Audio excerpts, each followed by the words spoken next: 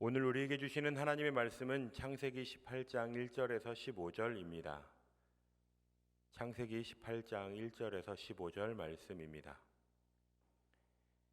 여호와께서 마므레의 상술의 나무들이 있는 곳에서 아브라함에게 나타나시니라. 날이 뜨거울 때에 그가 장막 문에 앉아 있다가 눈을 들어 본즉 사람 셋이 맞은편에 서 있는지라. 그가 그들을 보자 곧 장막 문에서 달려나가 영접하며 몸을 땅에 굽혀 이르되 내 주여 내가 주께 은혜를 입었사오면 원하건대 종을 떠나 지나가지 마시옵고 물을 조금 가져오게 하사 당신들의 발을 씻으시고 나무 아래에서 쉬소서. 내가 떡을 조금 가져오리니 당신들의 마음을 상쾌하게 하신 후에 지나가소서. 당신들이 종에게 오셨음이니이다.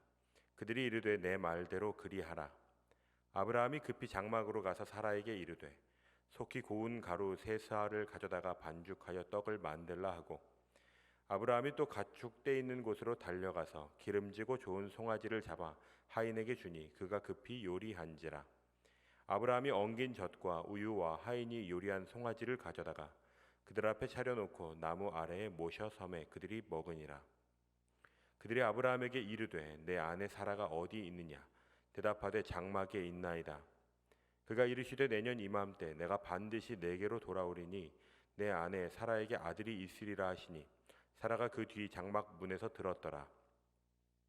아브라함과 사라는 나이가 많아 늙었고 사라에게는 여성의 생리가 끊어졌는지라. 사라가 속으로 웃고 이르되 내가 노쇠하였고 내 주인도 늙었으니 내게 무슨 즐거움이 있으리요. 여호와께서 아브라함에게 이르시되 사라가 왜 웃으며 이르기를 내가 늙었거늘 어떻게 아들을 낳으리요 하느냐. 여호와께 능하지 못한 일이 있겠느냐.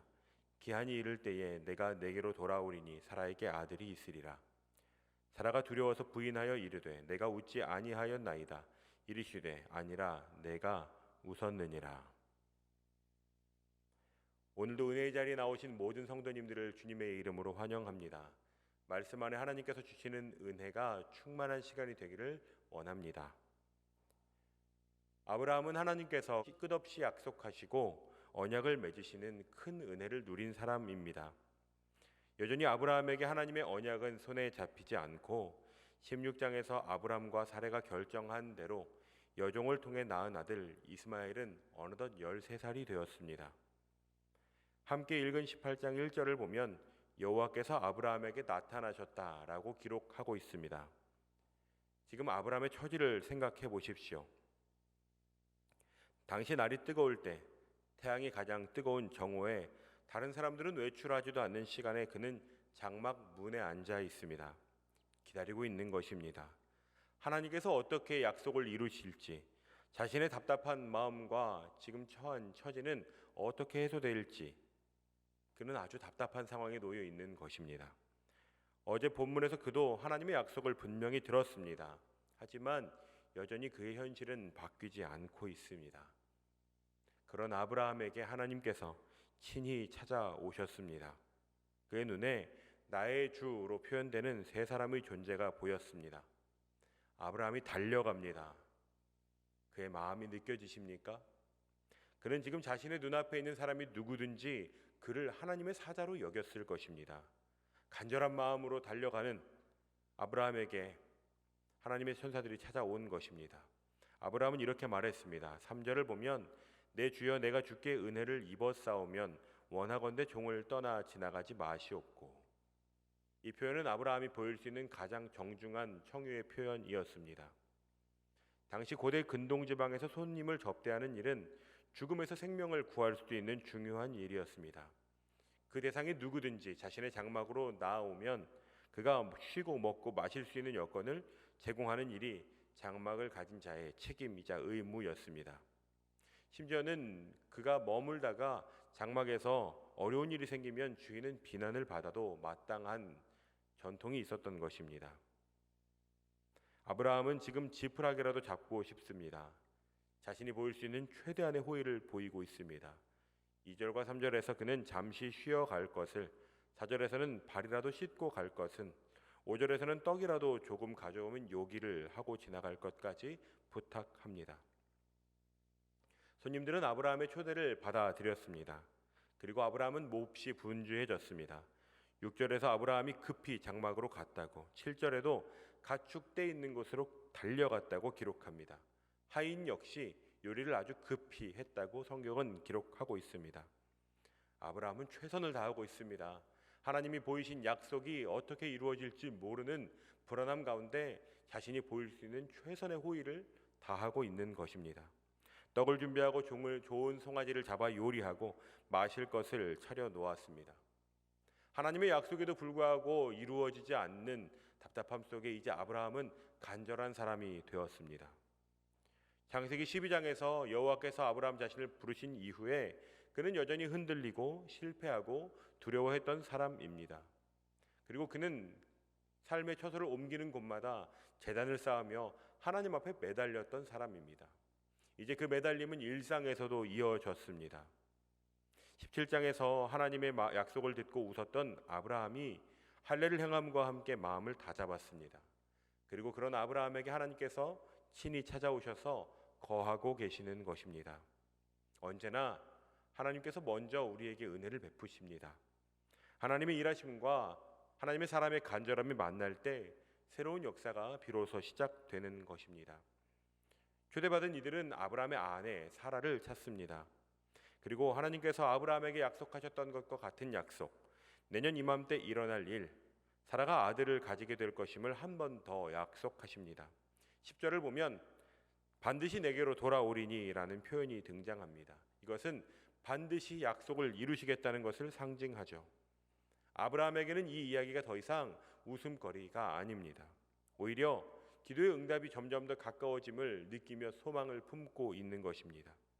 그런데 창세기의 저자는 사라의 마음을 기록하고 있습니다. 아브라함과 달리 사라의 마음에는 여전히 이 이야기는 웃을 만한 이야기입니다. 상식적으로 봐도 육체적으로 봐도 도저히 가능한 이야기가 아닌 것이죠. 남편이 몸종 하갈로부터 낳은 이스마엘의 포피를 자르는 것으로 보아서도 확신했을 것입니다. 여전히 그에게 하나님의 약속은 남의 이야기에 불과합니다.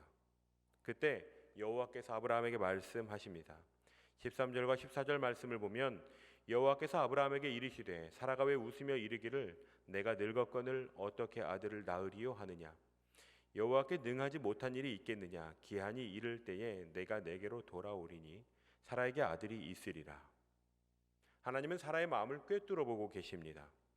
아브라함이 웃었다는 기록과 함께 사라도 웃었다고 기록되어 있는데 사라는 웃지 않았다고 대답합니다. 원어를 보면 나에게는 웃을 일이 없습니다 라고 하는 뜻입니다. 하지만 하나님께서는 그를 다그치시지 않고 오히려 사라와 아브라함의 자녀의 이름을 웃음이라는 의미의 이삭이라고 이미 정해 놓으셨습니다. 뜨거운 정오와 같은 답답한 인생의 아브라함에게 하나님께서 찾아오십니다. 오늘 우리의 삶에도 하나님께서 먼저 우리에게 다가오십니다. 존재를 보이시고 깨닫게 하시고 기회를 주십니다.